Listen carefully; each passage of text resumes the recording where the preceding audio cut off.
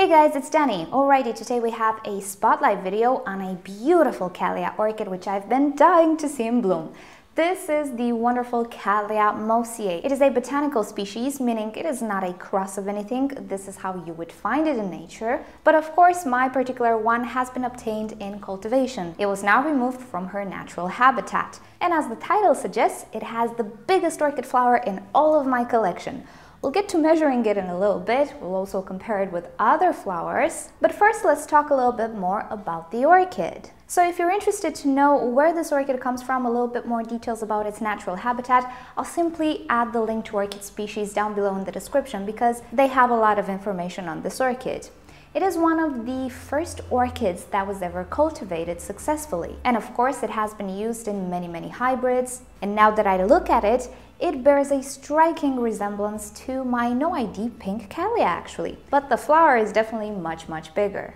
So just to give you a little perspective, this is how big the flower is. If I were to straighten the sepals, it would be bigger than my palm. It is huge. And what makes it appear even bigger than it already is the size of the orchid. This is not a big orchid. I think I can categorize it as a mini Cattleya, judging by how big Cattleyas can get. This really isn't big. So it is a space saver. Naturally, this orchid will not grow any bigger than this, maybe 1 or 2 centimeters bigger, but definitely it will not grow as big as most other Cattleya orchids. So let me get you in a little bit closer as we talk more about the flower. The main color of the flower is a pretty pale pink, magenta pink. Both the sepals and the petals have the very same color and there is no difference of texture. On my particular orchid, as you can see, the sepals are a little curled back, while the petals are really floofy and kind of fringy at the tips. I personally don't mind the curling of the sepals, but I did see these orchids without that curl. So there is a little variation in between individuals. Don't take that curl as a definite feature of this orchid. What is a feature of the orchid is the striking lip. As you can see, it has a really deep purple color, and inside the throat we have some yellow. There are also some veinings that show off a little bit better towards the end of the lip, and the edge of the lip is yet again that pale pink color. The coloration on the lip doesn't make an abrupt change from the pale pink to the purple. It looks like somebody dotted a brush actually and painted the inside of the lip, which is fantastic in my opinion. Now for those of you who might think this is color streaking due to virus, just don't. This is normal for this orchid. The colors are not supposed to end abruptly or fade gradually and beautifully in between the colors. No, they're supposed to look exactly like this. Now the Cattleya mossiae is also known for her fragrance. She has a beautiful fragrance. Sadly, mine is at its first bloom. It is a young orchid, so the fragrance, I don't think it's at full potential. She has been in bloom for 4 days already, and I can definitely feel a fragrance, which I can describe as floral, not very sweet, not very sour. It does remind me of something, but I cannot put my finger on it. When we're gonna feature this orchid once again at the end of the month, maybe the fragrance will take more effect. I'm not entirely sure. I'll come back to the subject then, but for now, it is indeed fragrant. But it's not super fragrant, it doesn't blow me away. However, I suspect next year it will be a whole different story. Now, this orchid is a spring bloomer. Unlike some Cattleya types, or especially hybrids, it doesn't bloom throughout the year, it only blooms in spring. I'll also share with you down below an article, I think from Chadwick Orchids, that talks more about the mossiae and the spring blooming aspect and the history. Anyway, it's an interesting article. If you're interested, check out the description down below. But from what I can tell you, yes, it is a spring blooming orchid and it can go through some weird things to bloom in the spring. So now I'm gonna tell you about the history of this orchid because this bloom, believe it or not, is a mishap. This orchid should have 2 blooms actually.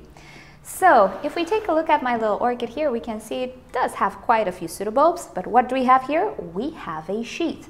Now, last year, if you're not very acquainted with my channel, I moved from one country to another. Climate is pretty different. So here I have an extended summer, higher temperatures in general. It is a subtropical Mediterranean climate, so things are really not the same. When I arrived here in April of last year with this orchid, I think this one was just starting to grow. This is the second to last pseudobulb it created, and it matures sometime at the end of summer. And when I say the end of summer, I actually mean end of August, because summer here doesn't end in August. I purchased this orchid as a young orchid, near blooming size, not necessarily blooming size yet, and this would have been the first mature pseudobulb this orchid produced. It was the very first that produced a sheath. Now this orchid usually produces sheaths, but as you can see, my latest pseudobulb, the one with the flower, does not have a sheath. So this guy was mature at the end of August and it already had a sheath. Now being that in my climate summer did not end there, it ended summer in November, it decided to create yet another pseudobulb.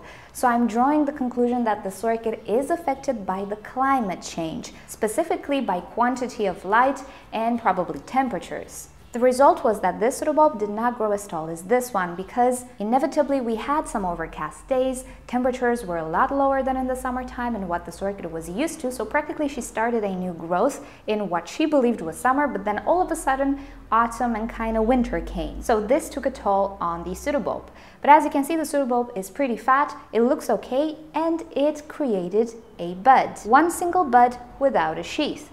While this other one started to create some buds at the end of winter, but they dried sadly. I was really hoping to have multiple blooms, but it didn't happen. This orchid did not have enough energy, or she considered best not to bloom from this mature cane, but from this one. Now, as I'm reading on the internet, this orchid produces a sheath, but it waits until springtime to bloom. It was not the case with mine, but mine is a special case, and now hopefully in the second year of her being here, she will get more adapted to this new climate and not grow 2 sets of canes per year. It's not supposed to do that. Normally, this orchid creates one growth per direction of growth and blooms in the springtime. But what can I say? I'm not complaining. I get to see and to show you a beautiful flower.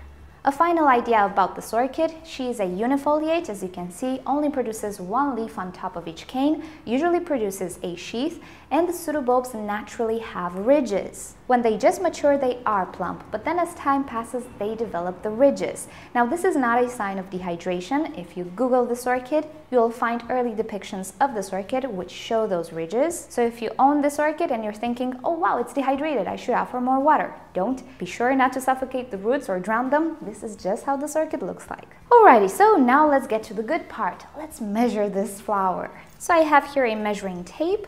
Let's see, across it is about 14 centimeters. I'll show you on the screen the equivalent in inches because I cannot do the calculation right now. So across 14 centimeters and from top to bottom, about another 14 centimeters. If I would straighten the sepals, it would be probably 2 centimeters more.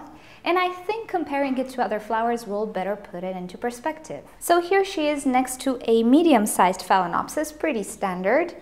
You can see the big difference. I think you can fit 3 or 4 flowers of this Phalaenopsis within the surface of this flower. And here she is next to a Phalaenopsis mini mark. And with this one, I think you can easily fit 10 flowers of this orchid within the space of that one. So I think now you can see why I say this is the biggest orchid flower in my collection. Now, of course, I do have those orchid flowers which have very long petals.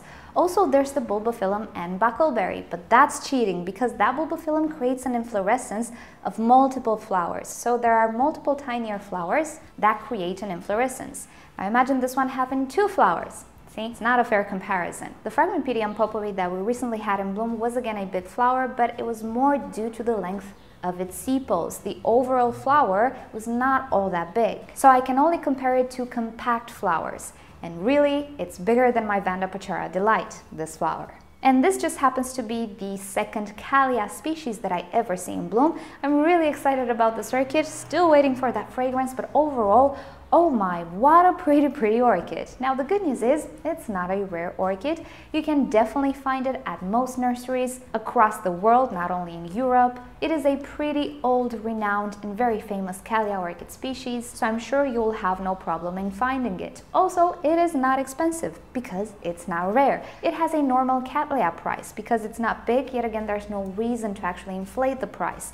And of course, the flowers are gorgeous, so I don't see any reason why a true Cattleya lover should not have this one in their collection. It's beautiful, and when you see it in person, it's just so striking, so big. And this comes from a person who actually prefers tinier flowers. But oh my, this one. I'll give it, the colors are not necessarily the most exciting things you've ever seen, but the size compensates for everything.